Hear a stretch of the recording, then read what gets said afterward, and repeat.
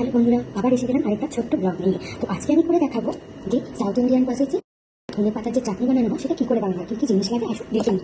প্রথমেই লাগবে সেটা হচ্ছে বাদাম, কাঁচা লঙ্কা, ধনে পাতা, কারিয়া পাতা, রসুন আর দুটো শুকনো লঙ্কা। আর স্বাদ মতো অবশ্যই লবণ লাগবে। প্রথমে বাদামগুলো এর মধ্যে ফেলে দিলাম, দুটো কাঁচা লঙ্কা দিয়ে দিলাম, দুটো শুকনো লঙ্কা, 4টে রসুন, ধনে পাতাগুলো এর মধ্যে দিয়ে দিলাম, পরিমাণ মতো নুন। এবার এটাতে পরিমাণ মতন আমরা জল দিয়ে দেবো। দিয়ে সেটাকে মিক্সিতে হয়ে গেছে। আমাদের ফোড়ন দিতে কি কি লাগছে, সর্ষে, কিছুটা কাঁচা লঙ্কা, 2 কোয়া রসুন আর এই কারিয়া পাতাগুলো। এর মধ্যে একটু সর্ষের তেল দিয়ে দিলাম, রসুন, কাঁচা লঙ্কা, শুকনো লঙ্কা, সর্ষে আর কারিয়া পাতা এটার মধ্যে দিয়ে দেবো। হয়ে গেল আমাদের বাদামের চাটনি। তো কেমন লাগলো আমাদের এই বাদামের চাটনির রেসিপি কমেন্ট করে জানাবেন।